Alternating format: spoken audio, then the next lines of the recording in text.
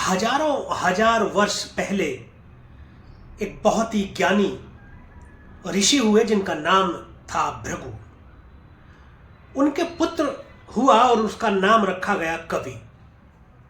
जब बालक कवि शिक्षा योग्य हुआ तो भृगु ने कवि को शिक्षा ग्रहण करने के लिए बहुत ही ज्ञानी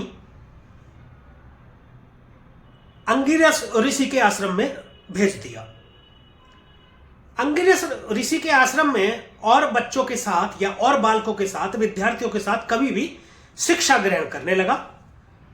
उन विद्यार्थियों के साथ ऋषि अंगिरस के पुत्र जीव भी पढ़ा करते थे। दोनों में मित्रता हो गई, कवि और जीव दोनों मित्र हो गए और साथ साथ शिक्षा ग्रहण करने लगे।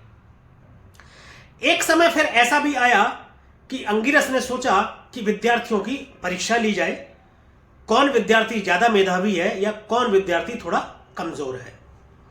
तो सबसे पहले उन्होंने अपने पुत्र जीव और कवि, जो कि भृगु ऋषि के पुत्र थे, दोनों को बिठाकर कुछ प्रश्न पूछे, जिसके उत्तर कवि ने बहुत तीव्रता से और अपनी बुद्धिमत्ता को साबित करते हुए जल्दी से दिए, जिसमें जीव पिछड़ गया। तो अंगिरस को लगा कि उनके पुत्र में थोड़ी सी प्रतिभा की कमी है और कवि में प्रतिभा थोड़ा ज्यादा है, कवि प्रतिभाशाली है।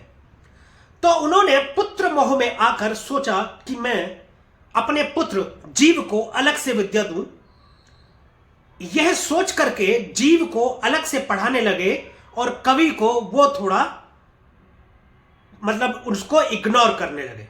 कवि को जब वह और विद्यार्थियों को पढ़ाते या जीव को पढ़ाते अलग से, तो कवि को उसी समय कुछ कार्य बता दिया जाता। कवि विनम्रता पूर्वक एक अच्छा शिष्य होने के नाते अपने गुरु की आज्ञा का पालन करता। लेकिन कुछ समय में कवि को समझ आया कि गुरुदेव जब और बच्चों को विद्या दे रहे होते हैं तब मुझे किसी और कार्य में लगा देते हैं, जिससे मैं विद्या ग्रहण करने से वंचित रह जाता हूं। तो इसी बात की जो है इच्छा लिए मन में एक प्रश्न उसके आया और उसने गुरुदेव से एक दिन हाथ जोड़कर विनम्रता से पूछा कि गुरुदेव ऐसा क्यों। तो गुरुदेव क्रोधित हो गए और उसको अपने आश्रम से जाने के लिए आदेश दे दिया। बालक कवि वहां से जाकर के उस समय के महान ऋषि गौतम के आश्रम में पहुंचे। ऋषि गौतम ने उन्हें शरण दी और शिक्षा ग्रहण करने लगे कवि वहीं पर। जब उनकी शिक्षा पूर्ण हो गई तो गौतम ऋषि ने कहा कि आपकी शिक्षा पूर्ण हो गई है, मेरे पास जितनी शिक्षा थी मैं सभी आपको दे चुका हूं।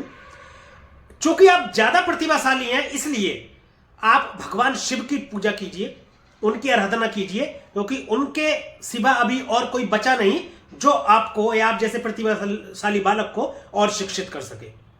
कवि ने घोर तपस्या की, हजारों हजार साल तपस्या की, महादेव की, देवादिदेव महादेव की। महादेव प्रसन्न हुए और उन्हें आशीर्वाद दे दिया मृत संजीवनी का। मृत संजीवनी वह विद्या होती है कि जो किसी मृत व्यक्ति को भी जिंदा कर सके। जब उन्हें यह आशीर्वाद, यह वरदान महादेव से मिला, तब तक वह असुरों के गुरु बन चुके थे, यानी दैत्य गुरु हो चुके थे। तो दैत्य गुरु मृत संजीवनी की विद्या के ज्ञाता हो गए। कोई दैत्य मरता था तो कवि उनको जीवित कर देते थे।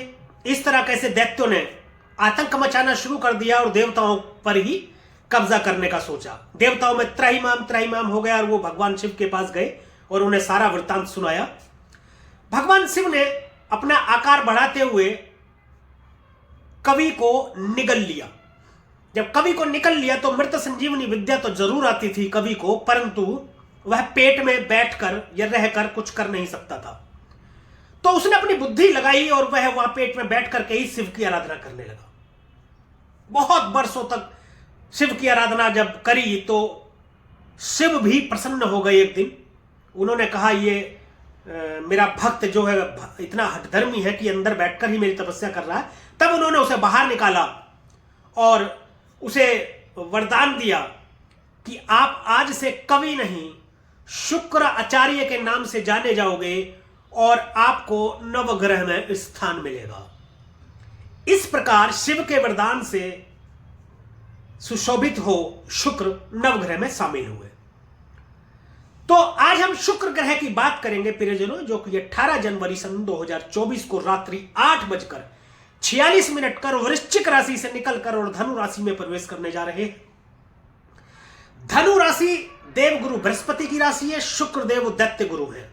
दोनों ही गुरु है, दोनों ही अत्यधिक प्रतिभाशाली है, लेकिन ज्यादा प्रतिभाशाली शुक्राचार्य है। शुक्राचार्य बहुत ज्यादा प्रतिभाशाली है। जिस अंगिरस पुत्र जीव की बात अभी मैंने कहानी में की थी, वह देवगुरु बृहस्पति है। देवों के गुरु बृहस्पति हुए, दैत्यों के गुरु शुक्र हुए। तो शुक्र देव 18 जनवरी 2024 को जब राशि परिवर्तन करेंगे या गोचर करेंगे, तो धनु राशि में गोचर करते हुए आपकी राशि पर क्या प्रभाव डालेंगे, इसी विषय में हम विस्तार से चर्चा करेंगे। और आज हम जिस राशि के विषय में चर्चा करेंगे वह है राशि चक्र की प्रथम राशि मेष राशि। तो मेरे साथ बने रहिएगा प्रियजनों, अंत तक कहीं मत जाइएगा अपने मोबाइल की स्क्रीन को छोड़कर, क्योंकि मैं बताऊंगा मेष लगन और मेष राशि के जातकों पर शुक्र के गोचर का प्रभाव क्या रहने वाला है आगामी 25-26 दिनों तक, जब तक ये धनु राशि में विराजमान रहेंगे। और अंत में मैं कुछ उपाय भी ऐसे बताऊंगा जिससे आप शुक्र की अशुभता को कुछ हद तक शुभता में परिवर्तित कर पाएंगे और शुक्र की शुभता को कुछ हद तक बढ़ा भी पाएंगे। तो चलिए परिजनों शुरू करते हैं। आपकी राशि से जो शुक्र गोचर कर रहे हैं वह कर रहे हैं नवम स्थान में, यानी कि भाग्य स्थान में। भाग्य स्थान में शुक्र गोचर कर रहे हैं आपके। नवम स्थान बड़े भाई बहनों का स्थान है, लंबी दूरी की यात्राओं का स्थान है। नवम भाव धर्म स्थान है, धार्मिक स्थान है। अब देखिए थोड़ा बात करते हैं, यहां बैठ करके शुक्र आपके भाग्य में बढ़ोतरी करेंगे। देखिए शुक्र जो है भोग विलास संपूर्ण सुख के मालिक शुक्र कहे जाते हैं। गायन विद्या और नृत्य विद्या और सौंदर्य प्रसाधन इत्यादि के कारक माने जाते हैं शुक्रदेव। किसी भी प्रकार का सुख, धन के मालिक माने जाते हैं, प्रेम विलासिता के मालिक शुक्र माने जाते हैं, यानी कि तमाम ऐशो आराम के मालिक जो है शुक्र माने जाते हैं। तो क्या होगा, अभी शुक्र यहां पर विराजमान है तो इन सभी चीजों की आपको पूर्ति कराएंगे। अभी शुक्र देखिए आपके धन भाव के और सप्तम भाव के दोनों के स्वामी बने हैं। धन भाव कुटुंब का भाव है, दूसरा भाव कुटुंब का भाव, धन का भाव, बचत का भाव, निवेश का भाव है, खाने का भाव है, बैंकिंग का भाव है, और सप्तम भाव दांपत्य का भाव है, व्यापार का भाव है, विदेशों का साझेदारी पार्टनरशिप। देखिए शुक्रदेव नवम भाव में बैठे, प्रेम विवाह के आपके प्रबल योग बनते हैं। इस दौरान प्रेम विवाह आपका हो सकता है, या आप यदि विवाह करना चाहते हैं, विवाह के योग है तो आपका विवाह हो सकता है इस दौरान। धन में बढ़ोतरी करेंगे आपके, कुटुंब से आपके रिश्ते अच्छे करेंगे, प्रेम के कारक है तो प्रेम उत्पन्न करेंगे, प्रेम पैदा करेंगे, प्रेम की लहर एक तरीके से आएगी। सौंदर्य आपका देखते ही बनेगा, सजने संवरने का मन करेगा, आप सजे सवरे रहेंगे। सौंदर्य प्रसाधन के मालिक भी शुक्रदेव हैं। व्यापार में आपके बढ़ोतरी देंगे, वहां से धन लाभ कराएंगे, क्योंकि धन के स्वामी बने हैं, व्यापार के भी स्वामी बने हैं, भाग्य में बैठ गए हैं। तो व्यापार में आपको भाग्य की बदौलत लाभ देंगे और आपको धन की प्राप्ति कराएंगे। कुटुंब से अच्छे रिश्ते होंगे। ये पूरा महीना शुक्र का गोचर आपके लिए बहुत शानदार जाने वाला है। वैसे तो आपको किसी उपाय की जरूरत नहीं है, लेकिन फिर भी मैं एक उपाय बता देता हूं कि महालक्ष्मी की आराधना करें, महालक्ष्मी के मंदिर जाएं और उन्हें सफेद पुष्प अर्पित करें। यह उपाय के रूप में आपको करना है। तो प्रियजनों, यह रहा शुक्र के गोचर का प्रभाव मेष लगन और मेष राशि के जातकों पर। और यह वीडियो यदि आपको अच्छी लगी हो, दी गई जानकारी से आप संतुष्ट हो, तो कृपया वीडियो को लाइक करें, शेयर करें और कमेंट करके हमें जरूर बताएं कि हमारे द्वारा वीडियो में फलित गोचर आपकी जन्म कुंडली पर कितना सटीक बैठता है। और हमारे YouTube चैनल को सब्सक्राइब करें तथा बेल आइकन बटन को भी जरूर दबाएं, ताकि इसी प्रकार की और भी महत्वपूर्ण जानकारियां आप तक समय समय पर पहुंचती रहे। आज के लिए, अभी के लिए बस इतना ही। मिलेंगे एक अगली वीडियो में और शुक्र के राशि परिवर्तन के प्रभाव के विषय में बात करेंगे। तब तक के लिए प्रियजनों राधे राधे, जय श्री कृष्णा। और आप देखते रहिए राशि ज्योतिष, दर्पण मन का, सुख जीवन का।